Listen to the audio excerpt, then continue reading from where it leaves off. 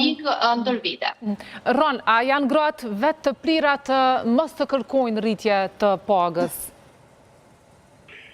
Unë mendoj që këtu mollsheri janë pritshmëri tradicionale që ne i kemi krijuar si shoqëri. Pra, ajo pritshmëria jonë tradicionale se burri duhet të jetë furnitori, ai që duhet të rrezikojë apo të jetë tolerant ndaj rreziqeve, të furnizojë familjen dhe gruaja duhet të jetë ajo ambisja që duhet ta ekuilibrojë familjen, t'i ofrojë mirëqenie, mbështetje, kujdes dhe edukim fëmijëve dhe mbi këto relacione, mendoj që gratë po e vuajnë pjesëmarrjen e ulët në tregun e punës. Megjithatë, mos harroni, konstatimet e shpejta dhe të nxituara, pa supozime dhe pa indikacione ose rezultate empirike, mund na shpjerin në një rrugë të mjegull, sa kaq pastaj mund krijojmë edhe perceptime tjera të shtrembruara mbi rolin funksional të gruas në tregun e punës. Unë pajtohem plotësisht me atë që tha Vullneti, sepse foli në çarqet reale të aktualitetit sot, por ka edhe diçka tjetër.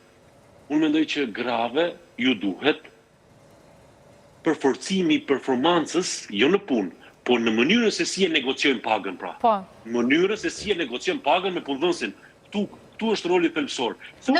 Edhe gratë po, ama jo, se pi kërkohet grave kjo, pse mos ju kërku shefave? Rasti i fundit. Se mos ju kërku shefave me ndryshuar mënyrën se çu e negociojnë pagën. Po, ta dëgjojmë edhe Aurorën? Më falni një sekond. Okej. Pikërisht këtë fjali që tha edhe psikologu i nderuar që gratë duhet të dinë të negociojnë më mirë. Kjo është e parashikuar tani më me ligj, sepse nuk është argument, thot gjykata gjermane, që të thot punëdhënësi që burri erdhi dhe më kërkovi rrogë më të lartë dhe gruaja nuk e bëri për të njëjtën punë. Drejtësi në pagesë do të thotë që me ligj të parashikuar që punëdhënësi nga ana e tij dhe jo me iniciativë të punëmarrësit, pra të gruas, ti paguaj të dy baraz. Pra tani është me ligj nga EU-ja është ndaluar që të thuhet që gruaja nuk bëri negociata dhe ka fajin vet, ndërkohë që burri gjithmonë me agresion të shtuar, siç i takon, siç e tha dhe zoti Vullnet, që është ai që e furnizon gjithë familjen me të ardhurat, me të gjitha, pra burri e ka këtë në psikologjinë e vet që duhet të përfitojë më shumë. Kjo vlerë ose tradicion nuk vlen më para ligjit. Duhet punëdhënësi të i paguajë njësoj. Po, megjithatë janë dy realitete. Po flasim për një realitet ku vendi punës është i përcaktuar nga ligji edhe është i caktuar me kuotë rroga. Domethënë në administratë shtetërore për shembull, ku ti të keni një punë dhe ato nuk ke nevojë me negociu hiç, se është rroga e përcaktuar.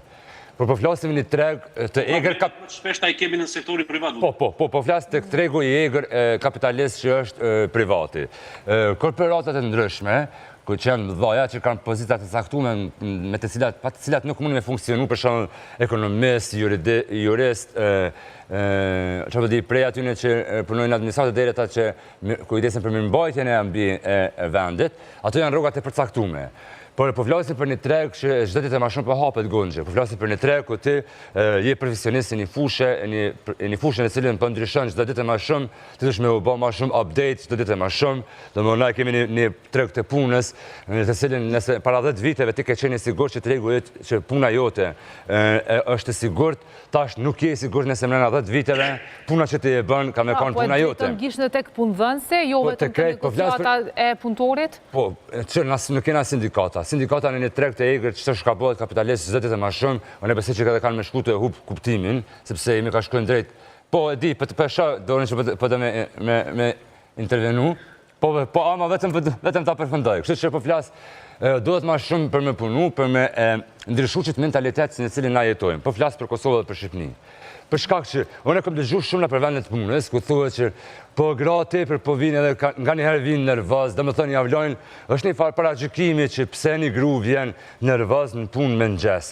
Ndoshta pse ajo ka 4 fish përgjithësi më shumë, se ajo çohet në 5:30, e ka më bën kuzhinën gati, ushqimin gati, ka më çu fëmijët në çerdhe. E ndoshta kjo është arsyeja pse një burr vjen ma i qetë në punë. Tani mos harrojmë se çaja gruaja e kryn çat punën në orën 5, për në orën 6 ka më shku me fshi, ka më shku me bë ushqim, ka më shku me bë tjetër sen. Domethënë